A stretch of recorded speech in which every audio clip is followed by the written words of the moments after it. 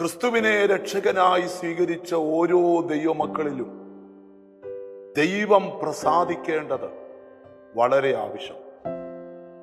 എനിക്ക് നിങ്ങളോട് പറയാനുള്ള ഒരു ആത്മീക സന്ദേശം, നിന്റെ ചില കാര്യത്തിൽ ദൈവം പ്രസാദിച്ചാൽ നിനക്ക് പോലും വിശ്വസിക്കാൻ പറ്റാത്ത വിടുതൽ കർത്താവ് നിനക്ക് തരും.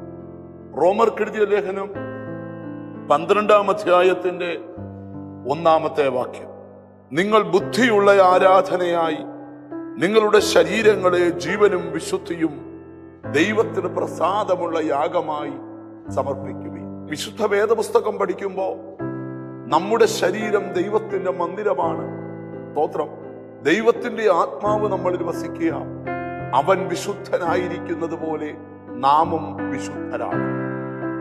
ദൈവം വിശുദ്ധിയിൽ ഭയങ്കരനായോണ്ട് അശുദ്ധിയുടെ കണിക ലവലേശം ദൈവത്തിൽ ഇല്ലാത്തത് കൊണ്ട് ദൈവം വസിക്കുന്ന മന്ദിരമാകുന്ന നമ്മുടെ ശരീരവും വിശുദ്ധമായിരിക്കണം.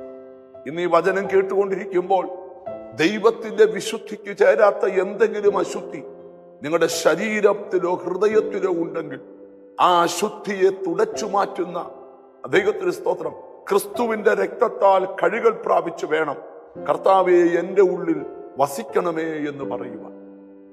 നിങ്ങൾ ബുദ്ധിയുള്ള ആരാധകരായി നിങ്ങളുടെ ശരീരങ്ങളെ ജീവനും വിശുദ്ധിയും ദൈവത്തിന് പ്രസാദമുള്ള യാഗമായി സമർപ്പിക്കാൻ നമുക്കൊരു സമർപ്പണ ജീവിതം വേണം.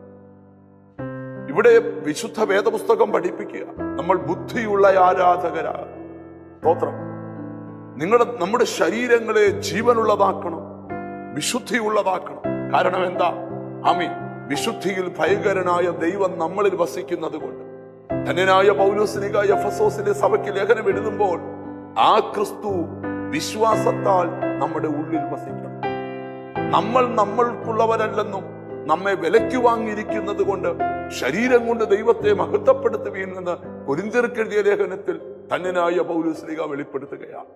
ഇന്ന് ഈ വചനം കേട്ടുകൊണ്ടിരിക്കുമ്പോൾ ദൈവത്തിന്റെ വിശുദ്ധിക്ക് ചേരാത്ത എന്തെങ്കിലും അശുദ്ധി ശാരീരിക തലത്തിൽ ഉണ്ടെങ്കിൽ സ്തോത്രം, നമുക്കതിനെ അശുദ്ധികളെ ഒക്കെ ഒന്ന് മാറ്റാം.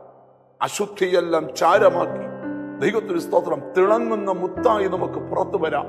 ആ ദൈവത്തെ നമുക്ക് ആരാധിക്കാം. നമ്മുടെ ശരീരങ്ങളെ ദൈവ മുമ്പിൽ സമർപ്പിക്കാം. കണ്ണുകളെ അടക്കാം. ഞങ്ങളുടെ കർത്താവേ, സ്വർഗസ്ഥ പിതാവേ, അങ്ങയ്ക്ക് പ്രസാദമുള്ളത് ചെയ്യുവാൻ നിന്റെ മക്കൾക്ക് കൃപ കൊടുക്കണം. അവരെ പരിശുദ്ധാത്മാവ് കൊണ്ട് പൊതിയണം. അവരുടെ അകത്ത് വലിയ ദൈവപ്രവൃത്തി നടക്കണം. നാളിതുവരെയും കാണാത്ത നന്മയും അനുഗ്രഹവും ഉണ്ടാകണം.